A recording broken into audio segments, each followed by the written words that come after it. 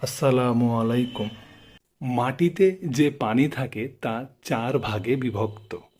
এক, রসায়নের প্রথম ক্লাসে জেনেছিলাম যৌগিক পদার্থের একটি উৎকৃষ্ট উদাহরণ হচ্ছে পানি। আজকে আমরা এই পানির যাবতীয় বিষয় নিয়ে জানার চেষ্টা করব। পানি গঠিত দুইটি হাইড্রোজেন এবং একটি অক্সিজেন পরমাণু নিয়ে। এটিই হলো পানির গাঠনিক সংকেত। এখান থেকে আরেকটি প্রশ্ন হতে পারে, পানির কোণ কত? এই যে এইখানে একটা কোণ উৎপন্ন হবে, এই কোণের পরিমাণটি কত? অবশ্যই মনে রাখবো পানির কোণ হচ্ছে 104.5 ডিগ্রি। এখন এক ধরনের প্রশ্ন আসতে পারে, পানি দেখতে কেমন? খেয়াল করো, পানি দেখতে এই যে দেখো ভি এর মতো। কেমন ভি?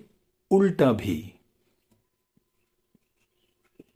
কিন্তু যদি বলে পানির আকৃতি কেমন, পানির আকৃতি হচ্ছে কৌণিক, ত্রিকোণাকার বা পিরামিডের মতো। খেয়াল করো, এই যে দেখো পিরামিডের মতো তিন কোণ, কৌণিক, ত্রিকোণাকার হয়ে আছে।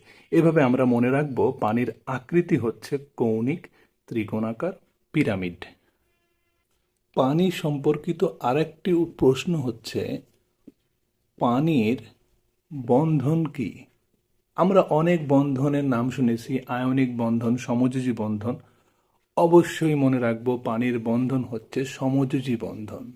এখন এই যে আয়নিক বন্ধন, সমযোজী বন্ধন, এগুলো আবার কি আমার পরবর্তী ক্লাসে তোমরা সেগুলো জানতে পারবে। আর একটি বিষয় মনে রাখবো, পানিকে সর্বজনীন দ্রাবক বলা হয়, অর্থাৎ ইউনিভার্সাল সলভেন্ট বলা হয়ে থাকে। কারণ হলো পানিতে বিভিন্ন রকমের পদার্থ দ্রবীভূত হতে পারে। এই কারণেই পানিকে সর্বজনীন দ্রাবক বলা হয়ে থাকে। সর্বশেষ যেটি আমরা জানব, মাটিতে যে পানি থাকে এগুলো কত রকম? মাটিতে যে পানি থাকে তা চার ভাগে বিভক্ত। এক, অভিকর্ষীয় পানি, কণাজাত পানি, কণা বিশেষিত পানি, কৈশিক পানি। অবশ্যই অবশ্যই অবশ্যই মনে রাখব, উদ্ভিদ শুধুমাত্র এই কৈশিক পানিটি মূলরুম দিয়ে শোষণ করতে পারে। আজ তাহলে এখান পর্যন্তই। আসসালামু আলাইকুম।